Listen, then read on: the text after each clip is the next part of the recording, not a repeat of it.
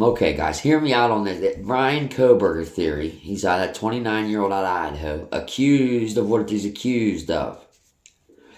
I am convinced that BRYAN. Well, I mean, it's a fact that BRYAN was going to school at Washington State, studying to be a criminal psychologist, and he was to graduate this summer with his PhD. And one of the requirements for that was to assist a local police department for X amount of hours as a public safety and information officer. Well, what would that job entail? Well, that job would entail disseminating information, witness statements, videos, audio. So, what does that lead me to believe? So, they're trying to show you, like online, they're going to give you like doubt that he got hired because they showed 4 kids apply. Okay? Again, that's a requirement on the student to, in due time, apply and complete before they graduate. You don't just, oh crap, they didn't hire me, I'll wait till next year. You would apply somewhere else, or it just doesn't work like that. And I'm sure each department could take on more than one.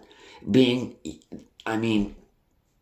could probably have 2 different shifts or 3 different shifts at a police department, right? So again, and there's a high profile case going on.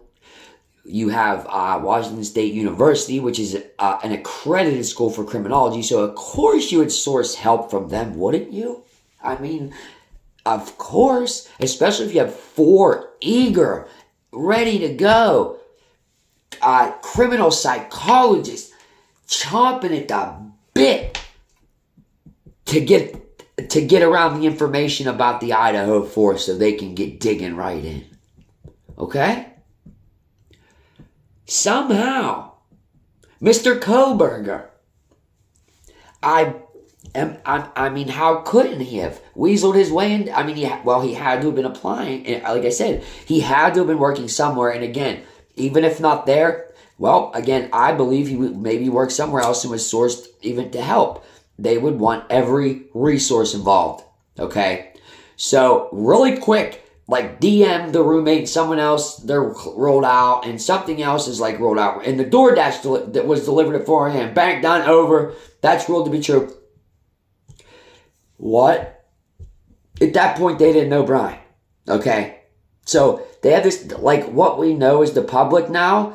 It's not going to make any sense because he did this, again, to jumble fuck him up. It's not comical because 4 lives are lost, but it's, again, the more I think about it, because I thought first, he has to have access to computers, and if he wasn't hired, he wouldn't have access. Well, you know what? He didn't have to be hired, and again, it's Washington State University. I heard a piece of crime scene was taken and used in a classroom or something, or has been being used in a classroom. Again, what's that about? But, the more you think about this, does BRYAN even have to be hired for an internship to go to assist Pullman as being a criminal psychologist and helping disseminating information? Did he volunteer? It's very, very... And then another thing that seems probable to me is, okay, the 12 pings around Moscow. Check this. If he is, again, a criminal psychologist, and he does have to put these hours in.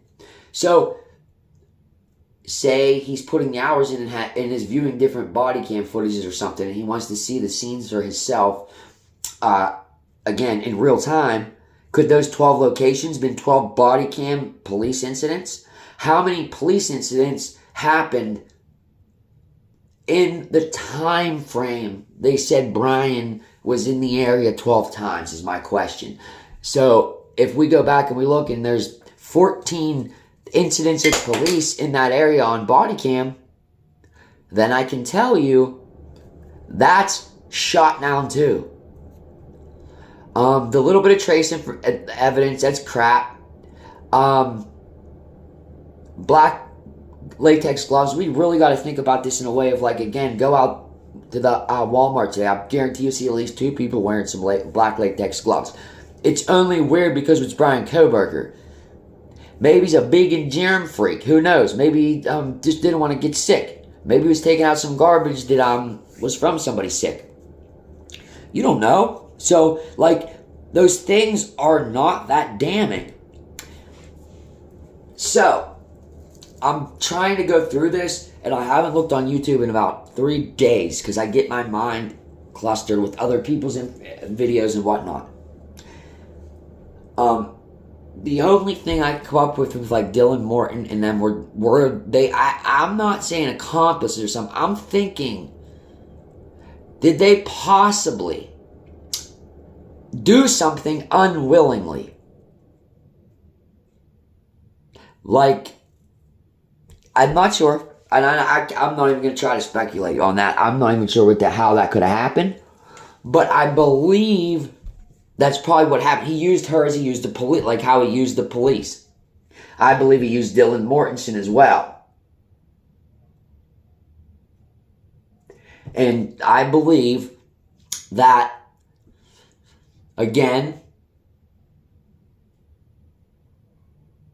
we know nothing, but BRYAN had his time and turn to do his due diligence and do his damage on this case. Also, what if BRYAN was talking to people and clearing them, or maybe saying that's it, don't talk to anyone else, or I don't know, like whoever speaks to him, he's a psychologist. So like there's privacy laws between him and like somebody's talking to, and that would be, again, somebody's talking to doing whatever. So that's curious to me. What's going to be allowed to even be talked about? What's how he has it locked up to where like the cops can't speak about him or something, or anything he did to try to screw with this evidence. So I would be looking at, again, who is quickly cleared and why. And just, this is curious. But that's where I'm at. That's where I'm at. So we'll see what happens, guys. Like, subscribe, and share.